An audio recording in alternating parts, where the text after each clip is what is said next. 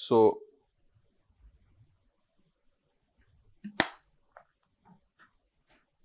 let's summarize. Oh, this very interesting. If you have observed this, this is a UPSC question, prelims question. With reference to Gucci, sometimes mentioned in the news, consider the following statement. It's a fungus, it grows in some Himalayan forest area. Some nonsense question is asked. Look at this Instagram handle. The rarest and the yummiest Gucci mushrooms, the most expensive mushrooms, and are only found in Himalayas, etc. All more information was there. You could simply use this information to solve this question. It seems like the paper setter is following this Instagram handle and making questions. So the question is, should we also add Instagram as a part of our preparation? I mean, I don't know. The decision is completely yours, right? Who am I to decide all such things? If you want to follow Instagram, please do. Ideally, we should avoid social media because it creates useless pressure of a perfect life. So, okay. Let's just do one thing. Let's just write the book list, and I'll also help you understand how do we move beyond this.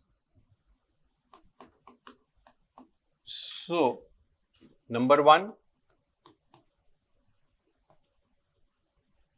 class notes, the printout or the handout. So, you all have the handout copy. Write everything on that handout only.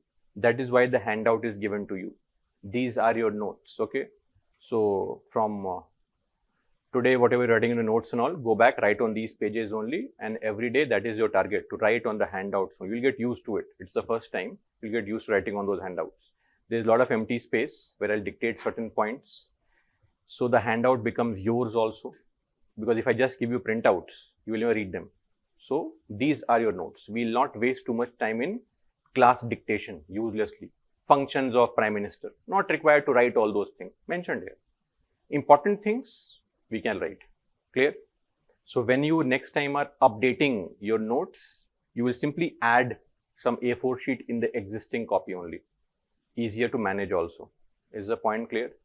We'll waste our writing exercise on answer writing, not this nonsense of notes writing in 5 different colors, underline, draw, design, beautifying it. No. Those days are gone. School days are gone now. Beautification not required. Clear? Also one thing, if you can purchase a highlighter and bring to class, it's easy. We can sometimes highlight the important lines in the notes. It becomes easier. So from tomorrow again, you can purchase from any shop, any company. I don't promote highlighters anyway. So don't feel that, oh, some company has suggested highlighters. No. Feel free, easier for us. You can use your pen also. Highlighter catches attention faster. So class notes, every faculty will say the same thing. Their class notes are amazing. I have to say the same thing. My class notes are amazing. Okay. Then, Constitution of India, that is a bare act. I think it is important to read it. You might not find a difference immediately, but over the course of 6-8 months, you will find a difference in your answers. Third is, of course, political theory. Every aspirant has to read this book.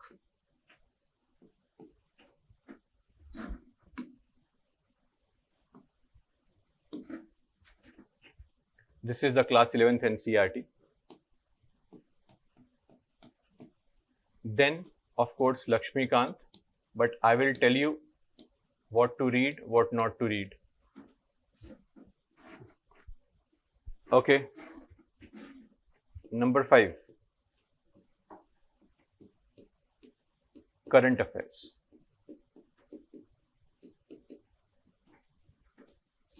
Now, what about current affairs? How do we proceed with current affairs?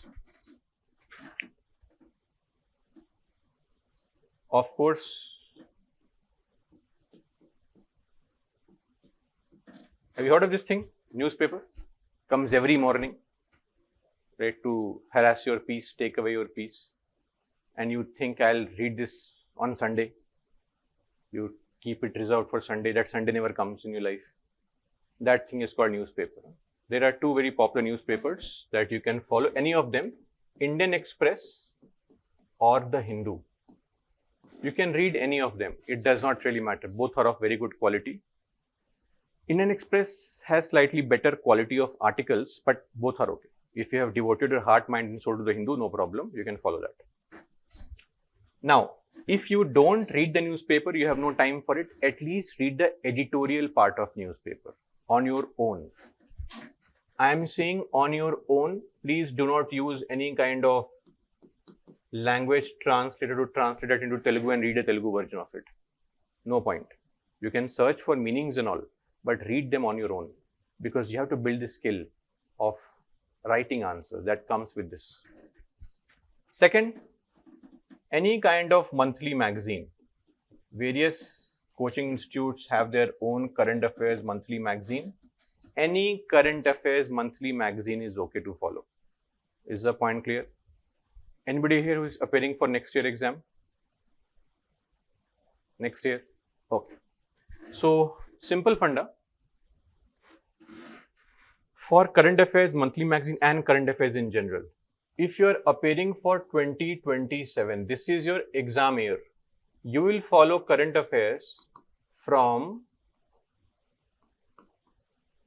January 26 to April 27. Simple. That's the idea. Okay. Now, others who have 28, January 27 to April 28. So, how will your preparation be different? Those who are preparing for next year, you will read the monthly magazine 3 times, 4 times to revise it, to mug it up. Those who are not appearing next year, you just read the magazine once or twice. That's it. Don't go crazy for it. That's the only point of difference. Everybody should start reading the monthly magazines. And then very important, Yojana plus Kurukshetra. These are 2 government published magazines. They are not current affairs magazines, they are topic based magazines. Every edition, every month has a topic. It could be a topic on history, ancient India, possibly an economics topic, a governance topic, a polity topic, etc. So they are topic based. This should be done irrespective of any subject you are studying. Now, don't go and start reading the Yojana Kurukshetra on your own. Thin booklets only, but too much of information. What you will do is you will read the gist. Gist meaning summary. Summary of Yojana and Kurukshetra. You can get this summary online. Various coaching institutes release their own summary of Yojana and Kurukshetra. You can simply take a printout of that and keep it and revise, mug it up. Is the point clear? Over the course of next few days, I'll explain to you how to incorporate Yojana and Kurukshetra also in your day-to-day preparation. So this is your current affairs. Beyond that, just 2 things are required. One is going to be my responsibility, which is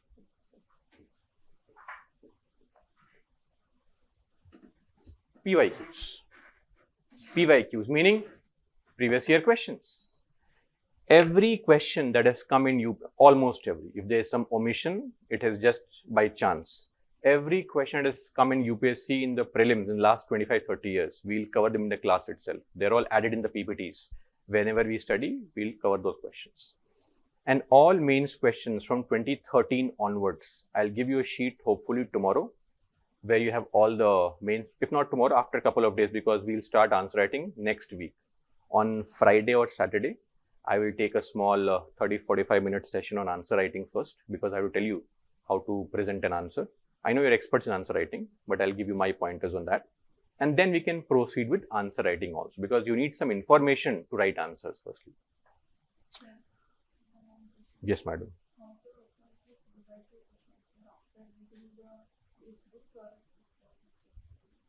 While reading the books, neither after nor before. Before, how will you prepare?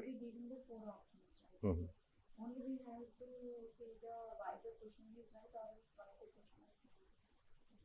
how to approach the PYQ? Once it comes, we'll get to know.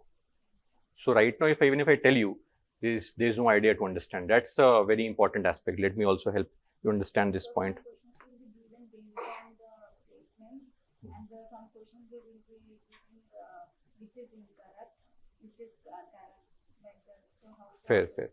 So, I mean, do you know cooking? Anyone? How to cook food? No? Cooking is something that everyone should know right now. If I give you the entire recipe on how to cook, do you think you can make the perfect meal like a chef? Why? The recipe is there, right? Oh, practice. Exactly. So unless you actually do it yourself, you will never realize it. I think that is a first learning for today, is that we want to gather all the information beforehand and then we proceed. But this is not how things will work actually. In reality, when you see that and you experience that yourself, then only can you understand it. So once we study something, we'll see a question and then maybe slowly and steadily we'll understand, okay, this is how we are solving the questions. It all happens, don't worry. Okay. So as far as polity is concerned, there is nothing that is required to be done. I'm not sure how your previous experiences have been of coaching in other sectors, etc. But that is how this will be for polity. So PYQs I'll cover. I'll tell you how to understand the question, etc. Prelims and mains.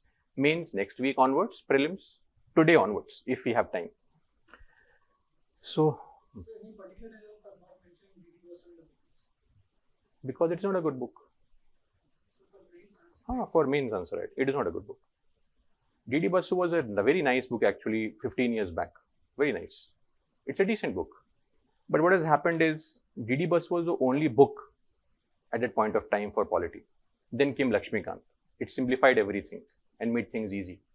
So DD Basu was replaced with Lakshmikant. And now Lakshmikant is seemingly outdated because they are not improving the book. That's how it happens. Exam patterns change, but the books don't change. The content remains the same. And the exam questions change. The approach changes.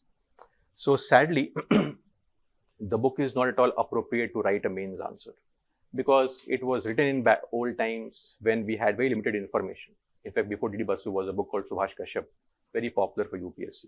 Same thing. Now, why this question could have been asked?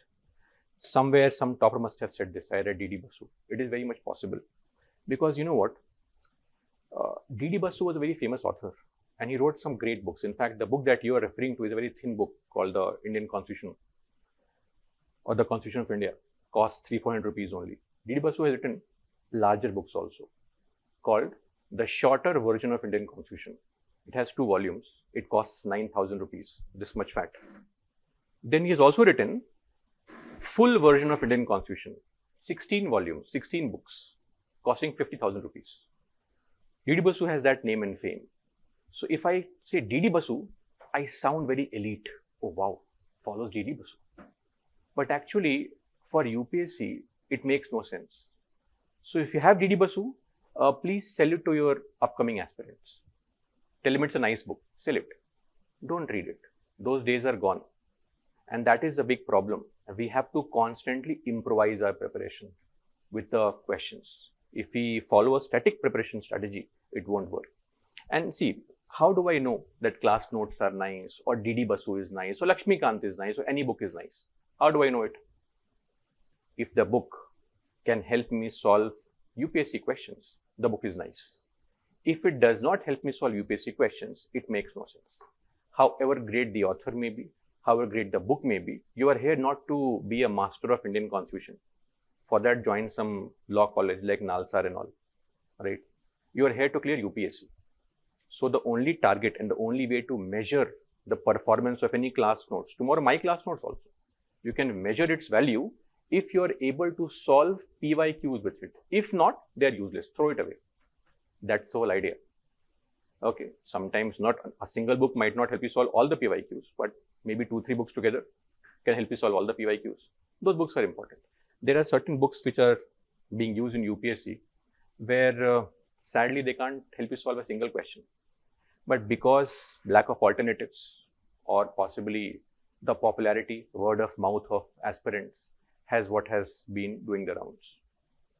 So, and when you clear the exam and become a topper with some rank, there's pressure on you to also sound very elite, that you did something different. So when you have to come with, you also do the same thing. When you clear the exam, if you clear the exam in future, you'll also be called by coaching student. Please come, sell your name to us. And that's where the corruption begins, right? You sell your name to multiple coaching institutes.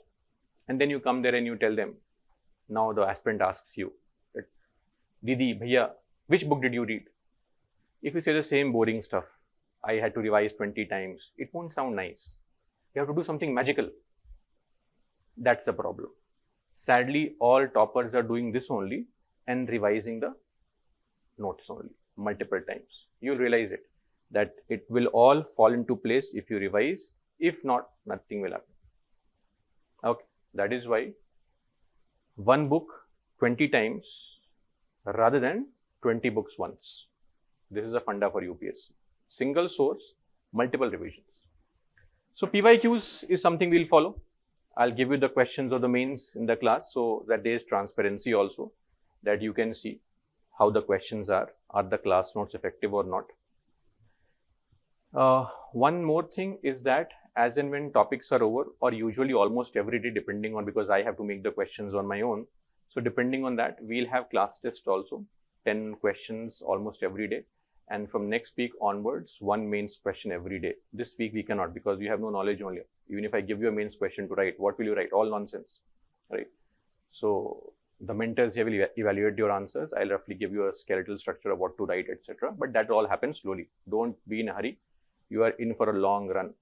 So take time, relax. Nothing will be left out. No topic will be excluded. If it is important for UPSC, it will be covered at some point of time. Is the point clear? One thing that you have to do is revision, and we'll get to know through your class test score only whether you're revising or not. So very simple. If your class test score are more than 8 or more out of 10, you are revising. There are a lot of concerns with respect to the preparation. You will go home and revise. You might not remember the pointers. You have revised twice and you still forget some points. It is very natural. Because as I said, if you are Chitti the robot, you will see once and remember it. Human brain is not meant for that.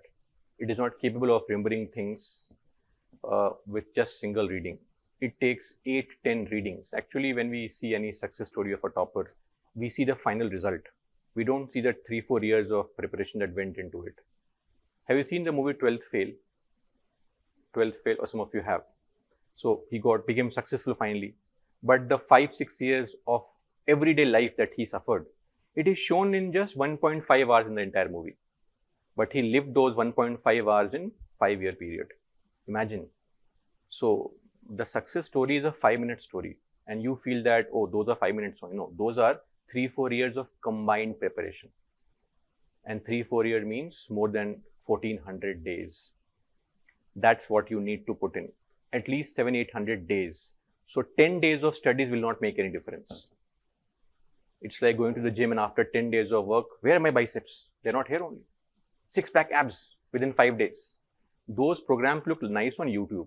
Learn polity in 5 days, history in 2 days, geography in 1 day. And then forget the next day. That's the idea. So multiple revisions are required. Nothing will happen after single revision. 5, 6, 8, 10, 12, 14, 15, 20 times revising the same source, writing answers regularly, every day 2 answers. This is what will clear the exam. So all these effects are visible after 6, 8, 9 months, not immediately. Okay.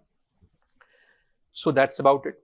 See, in the class, we will not target trying to predict UPSC questions and all, and there's no guarantee of anybody clearing the exam. The success rate is so low, and a lot depends on various circumstances. See, anybody who is successful in life, it is not just their own success.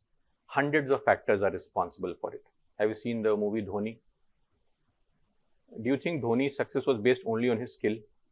His family supported, his friends were so supportive of him, right? He got the right opportunity. When he went and was posted in Asansol, his senior turned out to be a cricketer and a cricket fan. He used to bowl at him. See how luck factor is also important. Okay. So there are multiple, dozens and dozens of skilled players who never got the chance because the circumstances were very difficult in their life. Same thing here also. So there's no guarantee of 100% guarantee of success, even if you do all things right. That is sad, but that's the reality of life. There's nothing called justice and fairness. If you feel that, oh, world is not fair, welcome to the real world, right? There's nothing called fairness and justice. Don't expect this to happen. A lion eats a deer, right? Kills a deer, eats it. Do you think the lion is going to hell for that? It should, right? It is killing? No, that's how nature is. There is no concept of fairness in nature. So this exam is known to be very harsh. It's a long journey, so maintain your composure and calm. Don't keep on fluctuating too much is the whole point. And when we start with a lot of passion, the passion fizzles out like a soda bottle. Start slow, maintain the pace. Pace is important. A timetable is important. Regular studies of 4-6 hours are more important than 10-hour studies one day and no study for the next 5-6 days. Some day you have full josh, 8 hours of study.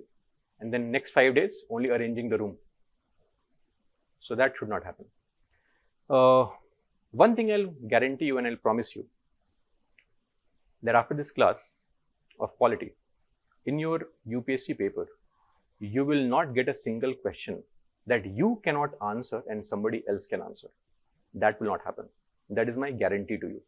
If you see the paper in the exam, and if there is a question that you cannot answer, rest assured, nobody can answer it. That is my guarantee to you. Okay? That if you cannot answer a question, nobody can answer that question. As simple as that. Because the paper is very unpredictable, we don't really know what kind of things can happen. So we prepare for the worst case scenario also. Clear? So just follow these things and things will be great. But this is what happens normally, right? Every day in the market, we have some new notes in red and blue and green and purple with new design and format. And then you read one line and you sit and imagine, oh, once I become DM, I'll eliminate all crime in my society. I'll make the best of policies. So 2 hours of studies, 1 hour, 55 minutes of dreaming, 5 minutes of studies, and you get up, yes, I have studied now. So effective studying, important. Okay, that's about it. Any queries on book list, etc.? Just follow this for now, nothing else required. Now, before we move on to our discussion, we'll just go through some basic terms because when we are studying in future, these terms come up, you should not be confused. Some basic information. So, first up, before we write this, let me just add. So, where you have written all the book list and all, please draw a line there. So, that drama of book list is all done. And below that, just write the heading Constitution.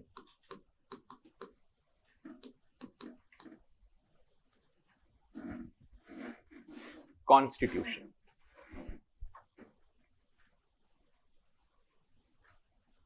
In the same page, same side,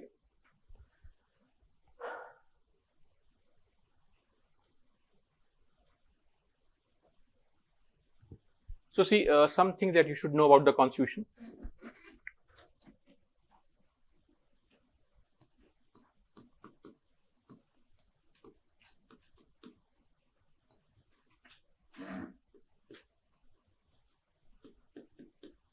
This book is divided into multiple parts. Every part deals with a different topic. Okay, like your standard books also, they are broken into various parts. Every part has different kind of topic. Same way. Originally, this book had 22 parts. Now it has 25 parts. Is the point clear? Like part 1 deals with some topic like union and its territory. Part 2 deals with a topic called citizenship. Part 3, fundamental rights. Part 4, DPSP. 4A, duties. 5, union. 6, states, etc. Is the point clear? Under those parts, we have articles. Article means provisions of the Constitution. Provisions in. So, in the class, for simplification and preventing wasting time, I will use this as a symbol for constitution. Okay. Don't use this in your answers. It is only for class. Okay. So, articles are provisions in the constitution. Originally, we had 395 articles. Now, what we do is we do not really change the last number. Last number has remained the same. So, if we want to add anything new in the constitution, we insert them in between somewhere. Okay. For example, Article 20, Article 21, Article 22, so on and so forth. These are all fundamental rights. We wanted to add one more fundamental right. So what did we do? Right to education. We said, why adding it towards the end 396 creates a problem. All rights are mentioned here, one right mentioned here, right? Flow becomes improper.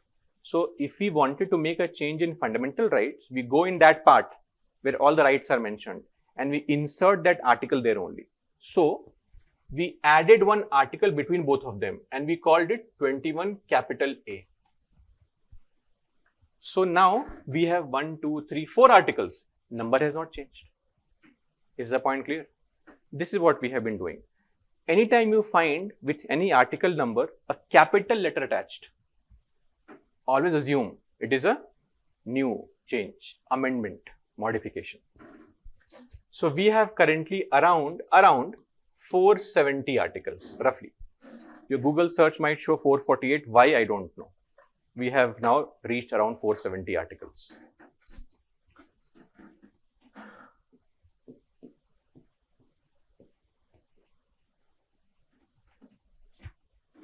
Third thing is schedules. Towards the end of our constitution, we have this topic called schedules. We'll discuss more on this very shortly on what the schedule actually means. Schedule is like footnote. In your books also, after the end of every chapter, you have some book reference. Have you observed? Reference or glossary, something of that sort. Schedule is like that only. It is mentioned after all the articles, towards the end. We originally had 8 schedules. Right now we have 12 schedules. All 12 schedules will be covered one by one when the time comes. We'll cover one today only, just right now. Is this point clear? This constitution also allows modifications and amendments. We have made how many changes so far? 106 changes so far, I just mentioned.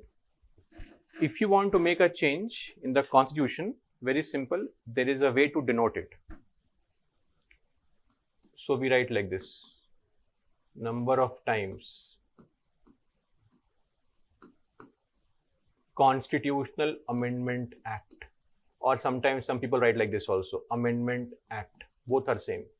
And then we write the year. Which year did the change happen?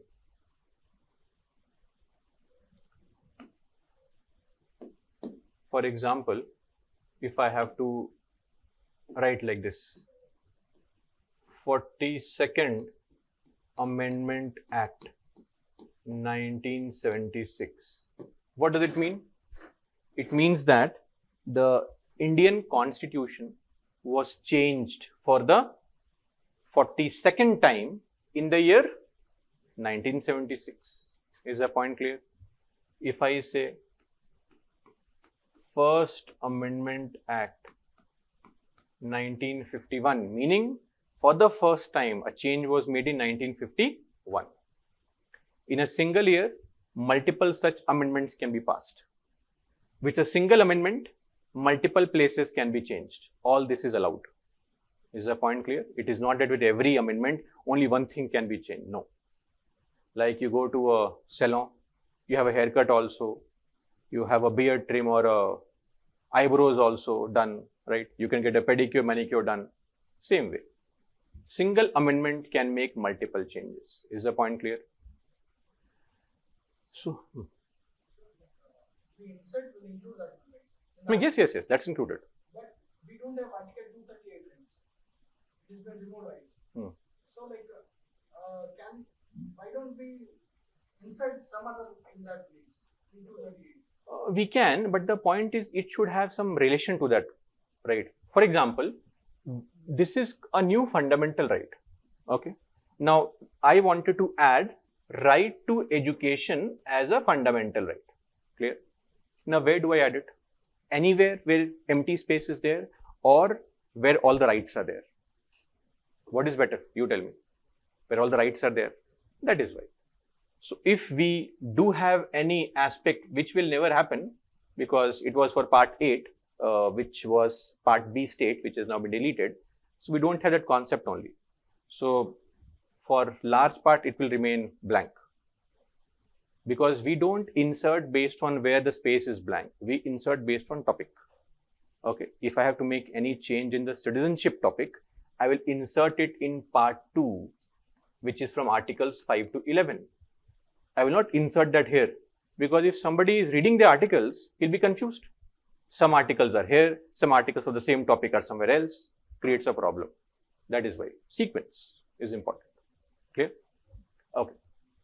So this is the constitution, and also there is a concept of statutes. As I said, laws.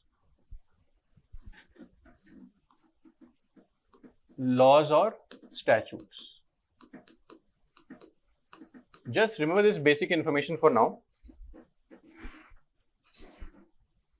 The journey of a law begins with a proposal, a bill, which is brought in the house. In the legislature, this body called legislature, we bring a bill, a proposal. Bill is nothing but a proposal. When this bill is approved, so we call it passed. Approved by all those innocent MPs sitting in the parliament, the bill becomes what? Act. It becomes an act. Okay. But this act cannot be applied to people. You have to inform us what you have done.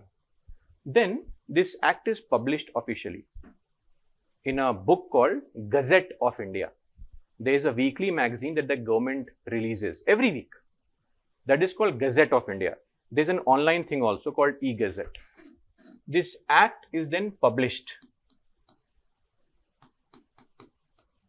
or we also call it notified. Then this act becomes a law and it can be applied on people. Clear? This notification happens where? In the magazine called Gazette of India. This Gazette of India is printed by Ministry of Housing and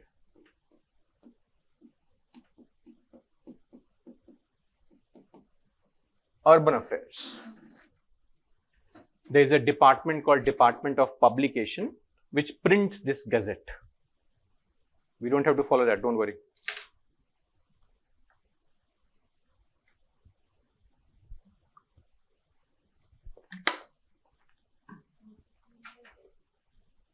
Gazette means official state document or government document. Okay. So your state also has a gazette, Gazette of Telangana. Any official document released by any government across the world which is published regularly is called a gazette. Okay. It's like, this coaching institute has a monthly magazine. Same way, the government's weekly magazine is called gazette. Clear? Should we proceed from here?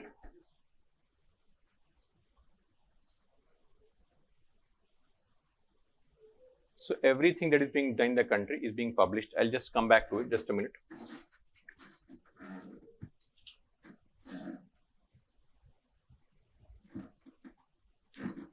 This is the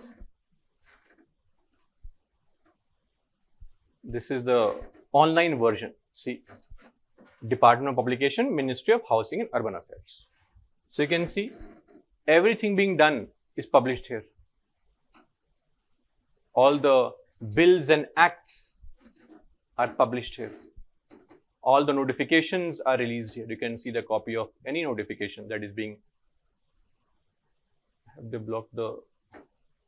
Oh. Always allow for this. Let's see. Bharat Ka Rajpatra, that is the Gazette of India. So you can see simple notification released. Is the point clear? So this is also a way in which government can keep on telling us what they are doing. Some IAS officer, S. Venkatesh Pati, Joint Secretary, has released this in the Ministry of Ports. Don't start following this, okay? Not required. Don't waste time on all this. So this is about the laws. Yes, those who have not written can write. Ministry of Housing and Urban Affairs. Should we proceed now? Okay. Now I think just turn back to the next page. Does it have types of bodies as a heading? Yes? Okay. So now next is types of bodies. So we have 3 types of bodies. The first one is called constitutional body. Yes. What is meant by constitutional body? Body is mentioned in the Constitution. Mention there. Please write below that.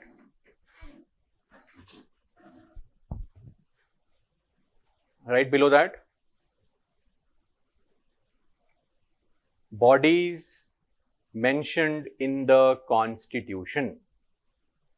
Bodies mentioned in the Constitution. Half and half. Second half is for something else. You can see the heading there. Don't move beyond that. You can see the heading on the top, right? Types of organs of the state. No, 3 organs of state here only. So we'll have to write something below that. Okay. This is your page. There is some topic mentioned here, some topic mentioned here. Write this here only, because some other topic is required here. No? Okay. You'll get a hang of this after a couple of days, don't worry. So, body is mentioned in the Constitution, right? Example, ECI. ECI is what? Election Commission of India, comma, UPSC, your own body, comma, NCSC. NCSC, what is that? We just saw it. National Commission of Scheduled Castes, National Commission of for Scheduled Tribes and Backward Classes, NCSC, comma, NCST, comma, NCBC. All these are examples of what? Constitutional bodies. Is the point clear? Okay. Now below that we have what? Statutory bodies. What are statutory bodies? Bodies which are created by Parliament, by law. Please write. Bodies which are established. Bodies which are established.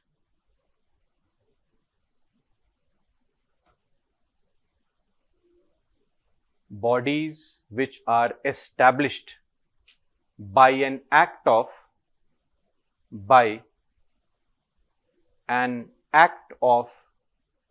legislature.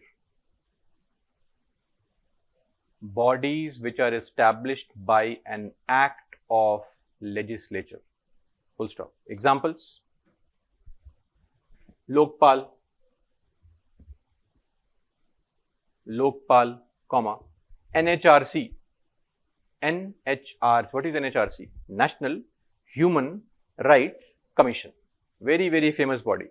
These will be covered under governance. All these bodies. National Human Rights Commission, comma, NCW. What is NCW? National Commission for Women. NCW. What is NCM? National Commission for? No, there is no commission for men. Minorities. Sadly, there is no commission for men. Okay.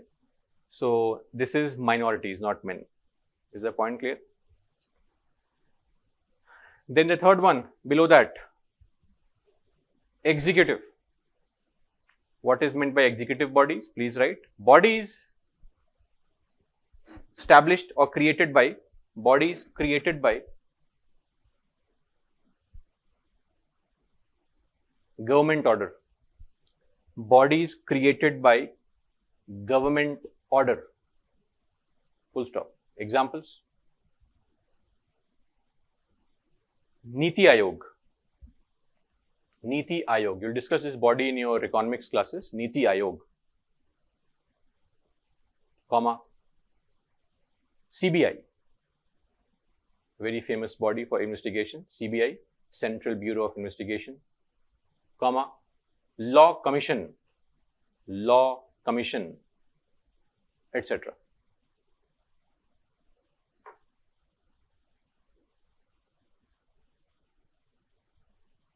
So, constitutional bodies are body which are in the constitution. They will have an article for it. Every such body there. Like ECI, Article 324, UPSC, Article 315, Finance Commission, 280, NCSC, 338, NCST, 338, capital A, NCBC, 338, capital B. All those have articles attached. So, these are types of bodies. Next is organs of state. By the way, what is the meaning of, okay, solve this question first. Just solve it for now, try solving it.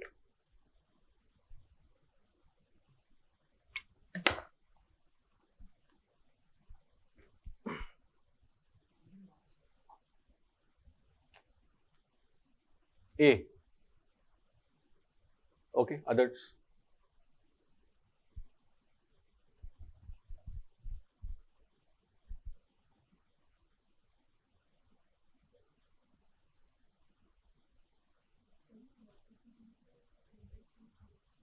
No, you solve it and tell me the answer, then I'll explain. So school days are gone, madam, doubt, out of syllabus. Here, nothing is out of syllabus. It's all a part of syllabus. Solve or skip and then we'll proceed. Yes, answer. Only two. B. How many say A? How many say B? How many say C? D? Okay. Consider the following organizations or bodies in India. Okay. How many of the above are constitutional bodies? NCBC, yes or no? It is a constitutional body. NCBC, of course, a very popular constitutional body for backward classes. NHRC? No. What kind of body is this? It's a statutory body. Human Rights Commission, statutory body. Law commissions. Law commissions are executive bodies, right? National Law Commission, executive bodies. So see, the moment you eliminate NHRC, this option goes away. All four cannot be correct. Every step, we eliminate the options. Law Commission is an executive body. Only three cannot be there. This is correct. This we don't know actually. Okay. Now the first day and the first rule of solving MCQs. If you can eliminate two options and only two options are left, always mark the answer. Whether you know it or not is of no concern. Is the point clear? In such situations, we will always mark the answer. The only condition is that what you have eliminated should not be the answer. Don't make that mistake. If you are confident that these two are incorrect, these two options cannot be correct, I'll pick and choose the answer. Is the point clear? Now, what is the logic behind it? Probability, maths, simple logic. If you, let's say, get the right answer, you get +2. If you get a wrong answer, you get minus.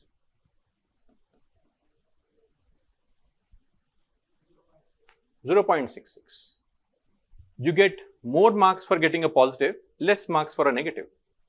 Now, if the same thing happens in 10 questions, we assume that you will make 5 correct and 5 incorrect. 50-50 chance. If you make 5 correct, you are getting a total of plus how many marks? 10 marks. And if you are getting the remaining 5 wrong, you are getting a total of only -4 wrong roughly. Yes or no? Overall, you are always ending up in a positive. This rule only applies under two conditions, when you only have two options left and the ones you have eliminated are not correct. Don't eliminate the right one only. Okay, that is important. So always mark the answers. In fact, this is the key to UPSC. You will not get this chance that you know all the options. It will rarely happen. Around 20-30 questions are such where you know the answer with 90% plus accuracy. Remaining 20-30 questions are those where calculated guesswork is required. This is what differentiates between those who clear and those who don't clear. I wish we could call those students who don't clear and make these mistakes, but they won't want to come. Every time, just few days back, I met an aspirant who had cleared last time, could not clear this time because he was too nervous. What if I mark too many answers? And he marked too less answers. There are a lot of questions where he had arrived at this situation and he did not mark the answer out of fear. No, let it be. But we have to. This is what is called calculated guess. I'm not making a blind guess. Calculation based. Now, some logic. This is correct. Consumer disputes. Why would the Constitution have consumer disputes? Don't think so. Basic logic only says the same thing. The country's Constitution, I don't think, will keep on issues like consumer disputes in it. This is a very general kind of issue. So I would lean towards marking this as incorrect, which makes this only one. My choice, and this is a correct answer also. Okay. Some calculated guess is required. Okay. No body or no UPSC class will teach you this because it is not mentioned in the syllabus anywhere. You will have to solve this question based on common sense only. As simple as that. This is the first learning. Not everything will be taught because it's not a part of syllabus only. But sadly, you can't claim there that, madam, invigilator out of syllabus. Nothing. Because everything is in the syllabus. What can we do? Okay. Some people might think that, sir, what if it came in current affairs? No. There was a change made in 2019. 2019 change, and they're asking it after 4 years. That is not current affairs also. Sometimes they'll ask you a question out of free will and choice, testing your common sense and knowledge. Knowledge and common sense, both together. Right answer is A, only one. It's a statutory body or It's a statutory body. There is a law called Consumer Protection Act. Under Consumer Protection Act of 1986, this body was formed in 1988. But in 2019, we made a new law, and again this was reframed as a statutory body only. There are hundreds of not hundred, in fact, at least thousands of statutory bodies. It is impossible to remember. So we know constitutional bodies. The more you read the Constitution, the better you are at this. This is a day one, you know nothing. It's okay. Now, 3 organs of the state. Firstly, before you begin, state means what? Telangana. Is India a state? Yes. Is Telangana a state? What is meant by state? Any idea? Why are you calling India a state then? designated territories. What territory? Territories. With a certain boundaries. With certain boundaries, like a district is a territory with certain boundaries. Should we call district a state? In sense of constitution, we can call it. No. State has a definition. Okay. In political science, this term state has a standard definition. What is meant by state? 4 features are required. Okay. Always remember 4 features: fixed population, defined boundary, defined territory, government, proper organized government, and sovereignty. Sovereignty means the freedom to take its own decisions. That's called sovereignty. 4 features make anything a state. Where there is mentioned, you can just mention the side itself, like with arrows like this. So, organs of the state. Number 1,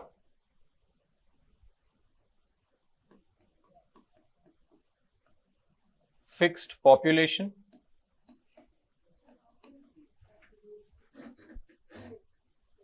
No, not as in number is fixed. The criteria is fixed. Who is called a citizen, who is not called a citizen. The definition of citizen is fixed. Okay. So even if you modify it, the new definition becomes the fixed definition. That way, not that the number is fixed. Extra people are killed immediately. Not like that. Fixed population, defined boundary. The boundary has to be defined, that this is the territorial limit of that body. Then there should be an organized government, a proper body to govern in that area. Organized government. And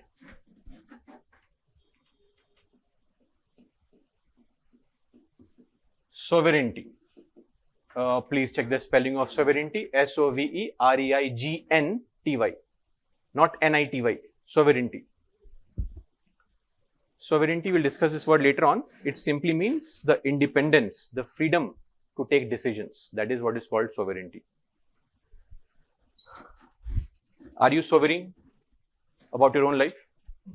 Of course not. Parents decide. Yes or no? They have forced you to come here. So, maybe in future, one day, you'll become sovereign. If you clear the exam, you'll become sovereign. Motivation for today. To be sovereign, clear the exam. Okay. Anyway, so 3 organs of state. Globally, everywhere, any country which is a state has 3 organs. The first organ is the legislature. Look at this grand building. Legislature. This legislature has one task. What is the task? Make laws. That is the task of legislature. Right below that, number 1, legislature dash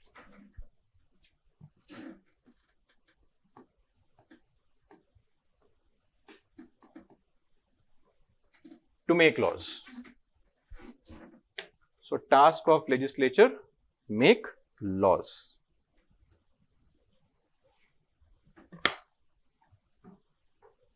Done. First organ. What is the second organ? Judiciary. Judiciary. What is a task of judiciary? Our politicians are innocent people. They make laws but can't understand those laws. Somebody has to help us understand those laws. Judiciary has 2 tasks. Judiciary, number 1, of course, to resolve disputes.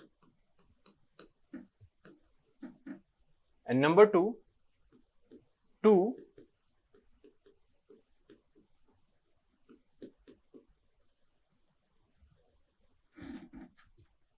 interpret the laws, help us understand the laws.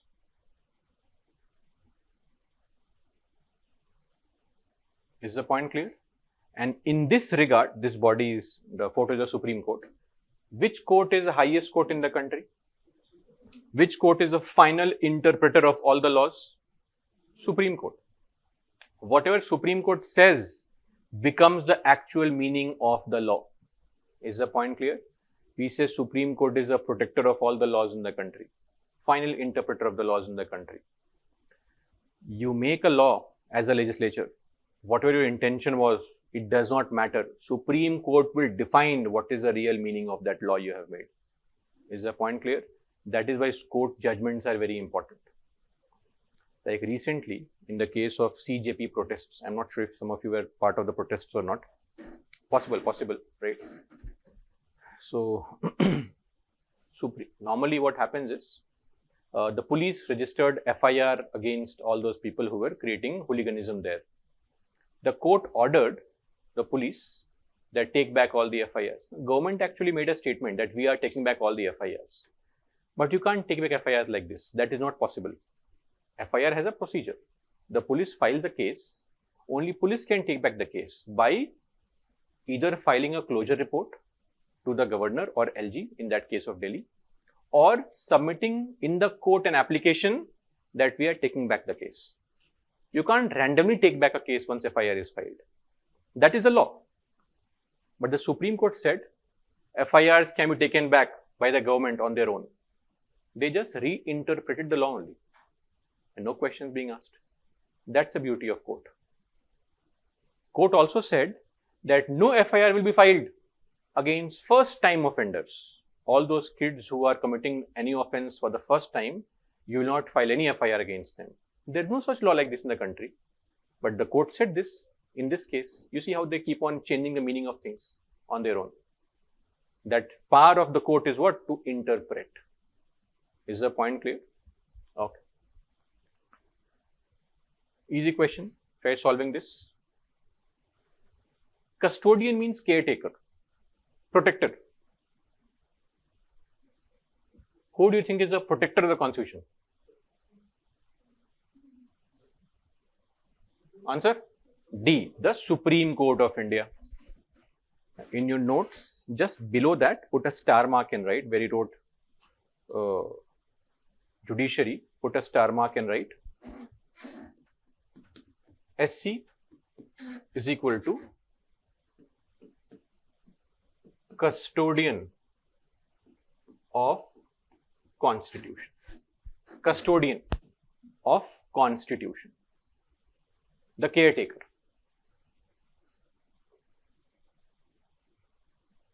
They safeguard and protect the Constitution. Done. So 2 organs done. Now the third one. What is that? Executive. Third organ is executive. What is the task of executive? Executing or implementing the laws, yes. But wait. Before you write, wait. But I would accept this definition if you were in class 6 or 8, but not now. Because India follows a system of government which is called parliamentary form. Details later on. I'll ask you some questions, just say yes or no, or maybe the name of the body. Who decides the economic policy of the country? When I say executive, means what? Government. So who decides the economic policy? Government. Who decides foreign policy? Government. Who maintains law and order? Government. Who brings bills? Government only. Since 1970, all the bills that have become laws were brought by ministers only. Who implements these bills? Government. Yes or no? Government's task has become way beyond mere implementation of laws. So executive's task is very, very wide. So write executive, and besides that, start writing. I'll dictate couple of points. Write at number 3, executive, and besides that, write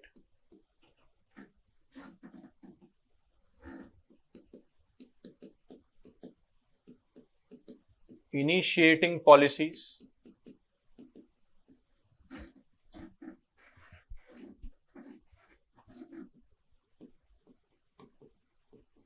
deciding, below that, deciding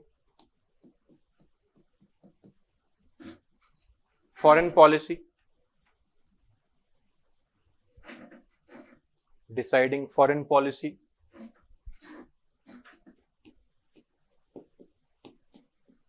below that, economic and social welfare. See how I am writing, you can write like this if you have confusion in creating your notes. This side, all below each other, easy to revise. That's why I am doing this hand holding.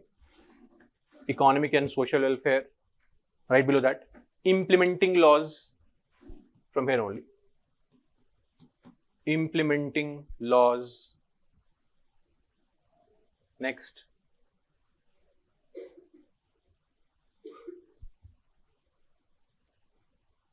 Initiating bills. Initiating bills. Next. Maintaining law and order. Maintaining law and order, etc. Done. In fact, this also was raised as a concern once in Supreme Court, 1950s only. This story was of Punjab. In Punjab, lot of these local businessmen used to publish school textbooks. Okay. Suddenly, the Punjab government in 1953-54 made a law saying that, or brought a bill saying that the state government will control the publication of textbooks for schools. What do you write in those books? We'll allow it, or else you cannot. Immediately people went to court saying, what is this nonsense? How can the government decide what we should write, what we should not write in our own books? We are making these books. This is not government's task. Government's task is only to implement laws. They can't give us such orders. Then the court said no. In a country like India, government is very powerful. Every other function in the country except making law and interpreting law. Making law is a task of legislature and interpreting law is a task of judiciary. Everything else in this country except these two functions belong to government. Is the point clear? Just below that, if there's some space, write this statement and we'll end our discussion today. It's a long statement you can use right from the left. This is your page. This was the half. You can write from here. No problem. Just draw a line here. Write from here. And write like this. Firstly, write Ram Javaya Kapoor. No, oh, wait. Kapoor, 1955. This is a Supreme Court judgment. So see, Ram Javaya Kapoor was somebody who filed a case. The judgment came in which year? 1955. Is the point clear? That is how we denote the case name. Okay. Ram Javaya Kapoor, 1955. Give a dash and write. All functions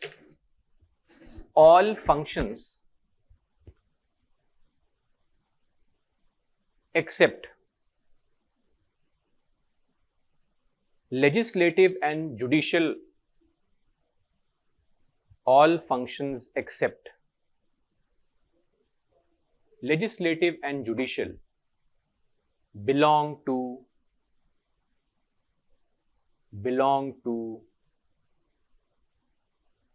the executive. Belong to the executive. Executive meaning government. So you can write in bracket please. Executive is government, so that you are not confused later on.